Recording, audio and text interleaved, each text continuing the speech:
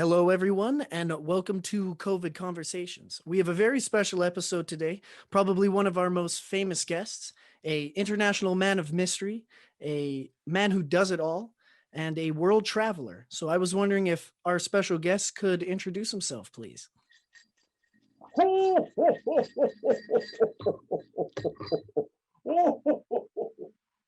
just put this down over here. Have myself a cookie and whoa, hold on a minute.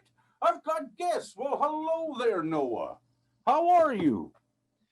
I'm doing fantastic, Santa. How are you doing? I'm doing good. I'm doing good. Pretty busy though. Pretty busy. I We're going bet, down the especially crunch. this time of year. Oh yeah. Well, Santa, thank you so much for joining us today. Thank you for joining us on COVID Conversations. In this series, we ask people about their jobs and how COVID has affected them. So, usually we start off with an introduction, but I'd assume you don't need any because you are Santa, of course. So, I was just wondering if you could tell us how COVID has affected the toy factory in the North Pole. Well, it has slowed us down a little bit because sometimes it's a little bit more difficult in order for us to get to get the product and the raw products in order to build the toys just because of COVID slowdowns here and there. And then we have to disinfect everything before we bring it into the North Pole. You see, this isn't our first pandemic. No, no, no. We've been through several over the hundreds of years that we're there. But the North Pole is under a great big dome. So we're kind of isolated from everybody else and always have been, you know. And the elves themselves, the only people that go in and out are myself and the elves on the shelf. And they're usually in their own little isolation area anyway. And to give you a little bit of a hint here, the elves aren't human. They can't transmit or do it, but we're still practicing social distancing, and we've cut down the amount of people that are working inside the workshops to about 50%.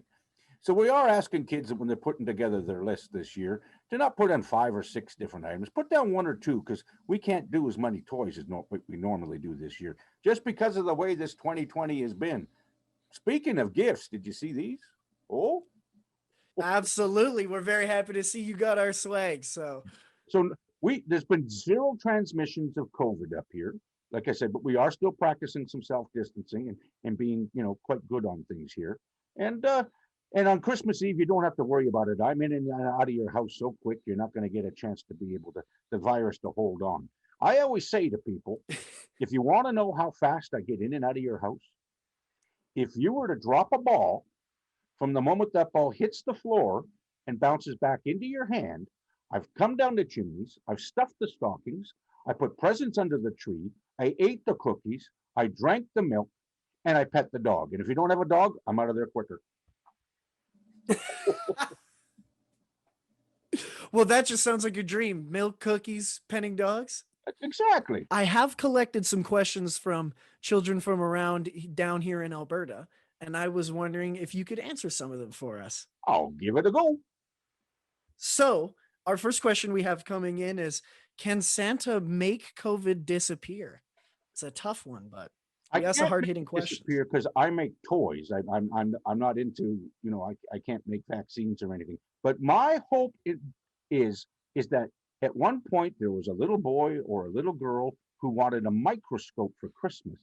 And that love of playing with that microscope and doing it kept them on to go on to become a doctor and hopefully being one of the folks that helped make the vaccine. That's what I'm hoping is I managed to get, my thumbs into it somehow. Well, that's beautiful. One small good gesture can make another million happen. So I'm very happy Exactly. about that. Exactly. How does Santa get around the world so fast? Oh, yes, of course it does. Well, time zones help. Time zones really help because it gives me some extra time inside of there. And plus, I also deliver presents. It's not all on Christmas Eve. I've already given away a bunch of presents on St. Nicholas Day on December 6th and into some of the European countries. And I also do it again. What is it? About January 6th, I go out and I hit all the Latin America countries. So I'm hitting Mexico and I'm hitting South America and places inside of Italy and stuff too. So it's not all done in one day. And the other thing that we got is I've got a special watch here. Now this watch helps me on Christmas Eve. It only works on Christmas Eve. It's from the North Pole Watch Company, established in 1889. And you can see inside of here that there's a little blue ball with gold stars on it. Now these stars here, and all these names of different countries and continents. If I was to come to some place like, let's say here to South America, up to Alaska here, all right.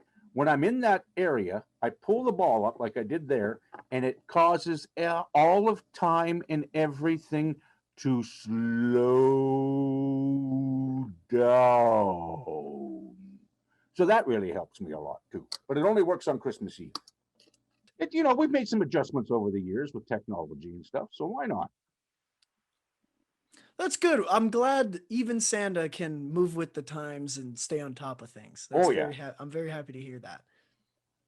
Our next question we have is, will you be doing curbside drop-offs for presents this year? I wouldn't really say curbside. I'm still going to come down your chimneys, and I'm going to be, I've got my magic chimneys for the places that don't have a fireplace, especially for condo buildings and apartments and stuff. I just go down and zoom into each floor. Quite a few people have magic keys that they hide for me that I can put, and I'm the only one who can use it, and that'll unlock the door so I can get in. So there's a lot of other ways of doing it. No, I'll be doing things pretty much normal this year as opposed to just the curbside. I'm in and out of there so fast, like I said earlier, with the ball jumping and stuff, that there's no way that the COVID's even going to know that I was even there. Well, that's great to hear. One of our last questions we do have here is people have been worried about the elves and Mrs. Claus. So we just wanted to know how they're doing and if they're doing okay. Their spirits are still up. They're not as high as they normally are, just because, it's been a little bit more difficult and people are a little bit more anxious than usual. So we're trying to make Christmas as special as we can because we are needed more now than we've ever been needed before. And we're trying to do whatever we can in order to keep everybody's Christmas merry and bright. Well, that's excellent. Thank you so much for doing all of that, Santa. Oh, We you're really welcome. appreciate it. Well, Anytime. Santa, I believe that's a lot of the questions we have here. I've just wanted to thank you so much for joining us today and answering all of our questions. Oh, you're welcome. You're welcome. And now that I've done that, I get to treat myself with a cookie.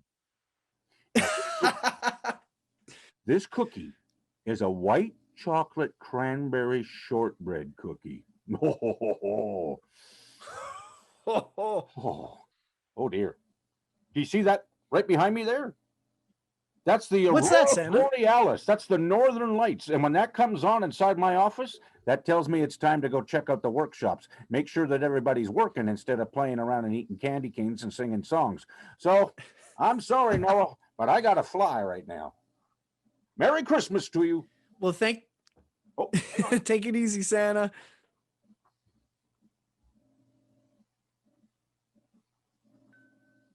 Ladies and gentlemen, that was International Man of Mystery, International Traveling Man, and a man who does it all, Santa Claus. Thank you so much for tuning in to COVID Conversations, and have a happy holidays.